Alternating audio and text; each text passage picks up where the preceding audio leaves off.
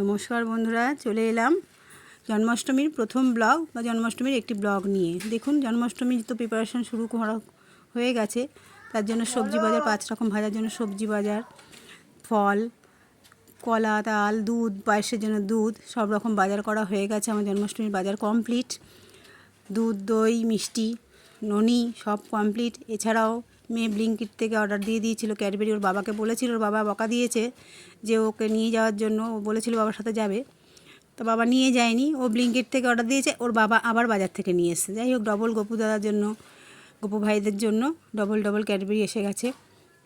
আমার তো জন্মাষ্টমীর বাজার কমপ্লিট হয়ে গেছে। আমি দেখালাম কী বাজার করেছি। এছাড়া পরের পুরো ব্লগগুলো নিয়ে আসবো কীভাবে গপুদের আমি সাজিয়ে দিয়েছি।